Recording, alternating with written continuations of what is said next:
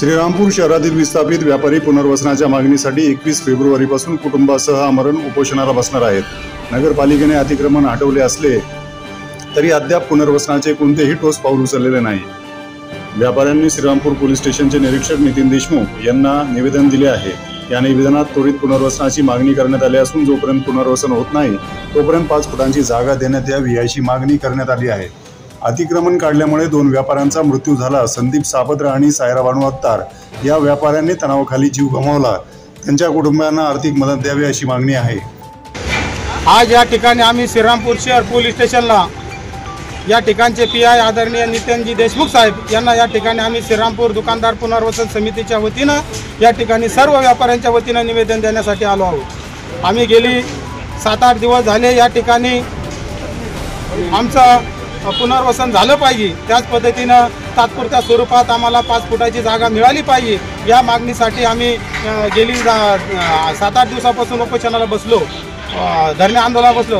पण या ठिकाणी प्रशासनाने कुठल्याही प्रकारची आमची दखल घेतली नाही।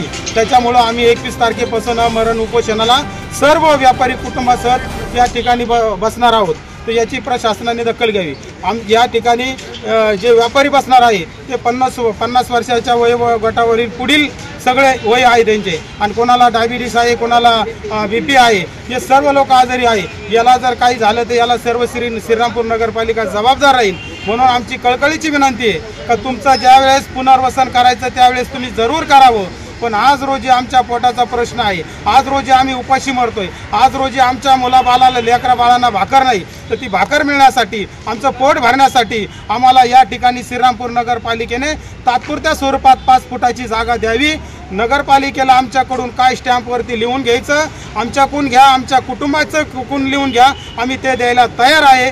पुन्हा एकदा या ठिकाणी श्रीरामपूर नगरपालिकेला कळकळीची विनंती करतो का या ठिकाणी विस्थापित झालेल्या व्यापाऱ्यांना तुम्ही 5 फुटाची जागा द्यावी, यासाठी आमरण उपोषणाला बसणार आहोत।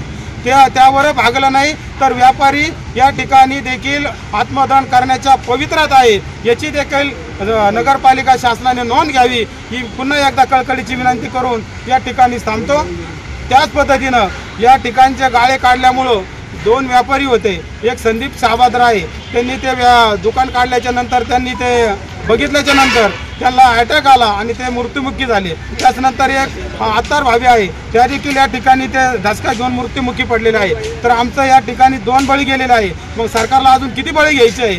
तर आमची सरकारला या ठिकाणी मागणी आहे का मुख्यमंत्री निधीतून त्या दोघांनाही आर्थिक मदत करून या सर्वांचं पुनर्वसन करून त्यांना 5 फुटाची जागा द्यावी अशी कळकळीची विनंती करून या ठिकाणीच थांबतो। व्यापाऱ्यांना न्याय, व्यापाऱ्यांना न्याय। पासून जे उपोषण चालू आहे आणि 21 तारखेला जे आमरण उपोषणाला बसणार आहे त्याला सर्वत्र मर्चंट असोसिएशनचा जाहीर पाठिंबा आहे आणि पुनर्वसन हे झालंच पाहिजे आणि तात्पुरत्या स्वरूपाची 5 फुटाची जागा सगळ्यांना शासनाने दिली पाहिजे ही विनंती करतो।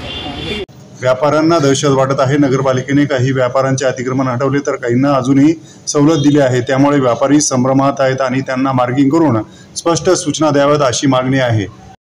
आमच्याकडे कोणीच आलं नाही विचारायला, आम्हाला 5 फुटाची जागा तात्पुरतं देण्यात यावी।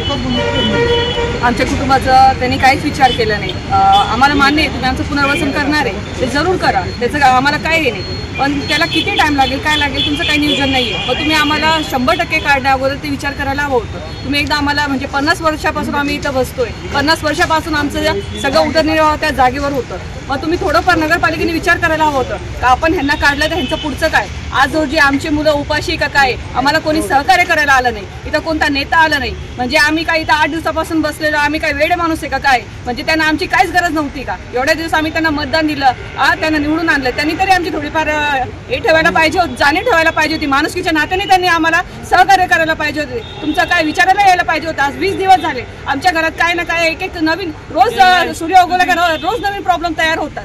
मग ह्याला आम्ही सामोरलं जातोय, शासन सामोरलं जात नाही। मग त्यांनी आमचं पक्का निर्णय काहीतरी लावावं, नाहीतर आम्ही सरांनी सांगितल्याप्रमाणे आमचं आत्मदहन करू। या आंदोलनात श्रीरामपूर दुकानदार पुनर्वसन समितीचे संयोजक सुभाषदादा त्रिभुवन, मर्चंट असोसिएशनचे अध्यक्ष गौतम उपाध्ये यांच्यासह किशोर ओझा, विशाल सापत्रा, बिलाल अत्तार, रियाज पठाण, श्याम श्रीवास्तव, मस्जिद मेमन, जयसिंग देवकाते, सुरेश राकेश थोरात, आदिनाथ सुपेकर, वैशाली पालकर, कल्पना नरोडे, असलम अत्तार, तरुण अत्तार, ऋषिकेश कासलीवाल, प्रदीप निकुंभ, लक्ष्मीबाई कुंवर, रजियाबाई अत्तार, बेबीताई पालकर, कैलास बाविस्कर आदी व्यापारी उपस्थित होते।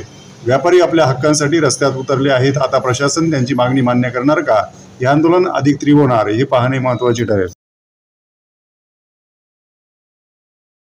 व्यापाऱ्यांना न्याय, व्यापाऱ्यांना पोट भरण्यासाठी तात्पुरती 5 फुटाची जागा, व्यापाऱ्यांना न्याय, श्रीरामपूर पुनर्वसन समितीचा, श्रीरामपूर पुनर्वसन समितीचा, व्यापाऱ्यांच्या पोटावर कुऱ्हाड मारणाऱ्या श्रीरामपूर नगरपालिकेचा, व्यापाऱ्यांच्या पोटावर कुऱ्हाड मारणाऱ्या श्रीरामपूर नगरपालिकेचा, व्यापाऱ्यांना न्याय, व्यापाऱ्यांना न्याय, व्यापाऱ्यांना न्याय, व्यापाऱ्यांना तात्पुरत्या स्वरूपात 5 फुटाची जागा पोट भरायला श्रीरामपूर पुनर्वसन समितीचा।